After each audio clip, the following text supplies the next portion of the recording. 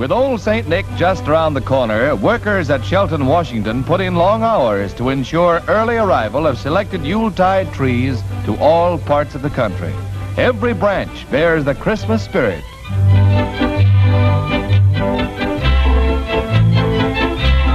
At Seattle's Naval Air Station, a special load of Christmas cheer is put aboard a plane bound for various points in the icy northern wastes, where our troops still protect our Arctic outposts.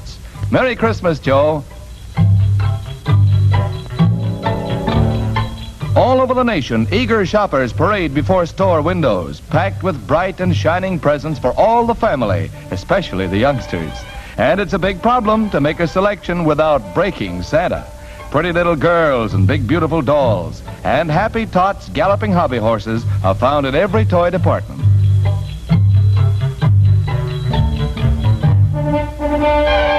A handful of enticing puppetry brings a glow of anticipation.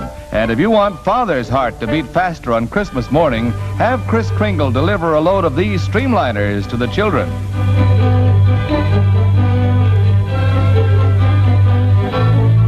If the limited is held up at the bridge, well, presto! And the Christmas flyer gets the green light. Everybody's friend has something for everyone. If you know of someone he might miss, open up your heart and have a Merry Christmas.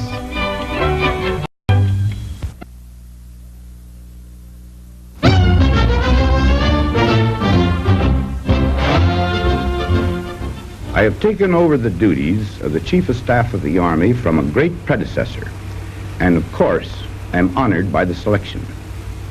But I'm keenly aware that I have taken up this duty at a critical time in the affairs of the nation and of the Army.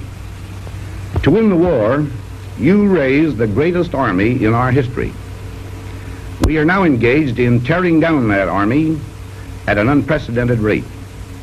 At the same time, we have commitments in foreign lands, commitments which require military strength.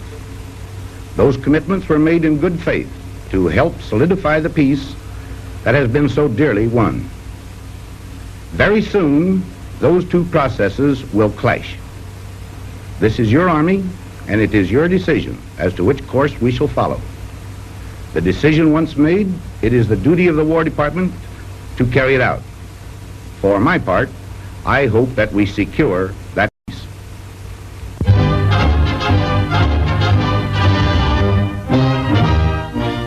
One family in a Southern California community is proud today, and that's the Masudas, whose Japanese-American son died heroically during the terrific battle for Cassino, Italy.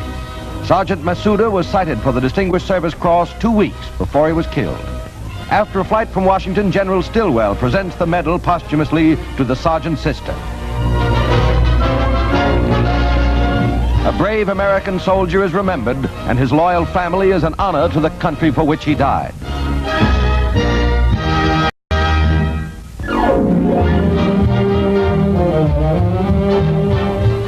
Surrounded by youthful members of his flock, Archbishop Spellman of New York opens a nationwide campaign to collect canned supplies for war-devastated people of all faiths. These boys and girls are actively engaged in a campaign for canned goods that will begin throughout the United States this coming week. And these boys and girls, by their gifts of these canned goods, hope to heal and strengthen the wasted and worn bodies of other boys and girls throughout the world who are suffering and starving.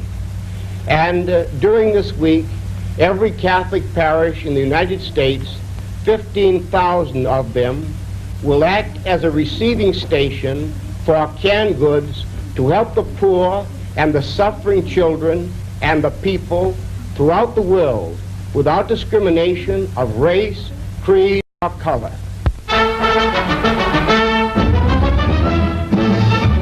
Arriving at Washington, D.C., the Mixmaster, piloted by Lieutenant Colonel H.E. Warden, completes a record-breaking non-stop flight from Long Beach, California.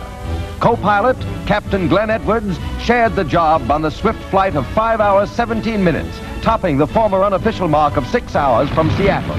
The speedy Douglas bomber gets her nickname from her radical tail propellers, which sing a mighty song. Not to be outdone in design, the Navy displays its newest, the Boeing tandem prop fighter plane.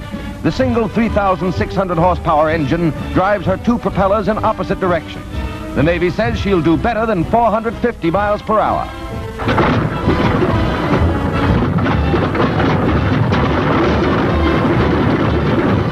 The versatile craft can be used as a fighter, torpedo plane, bomber, attack plane, or interceptor.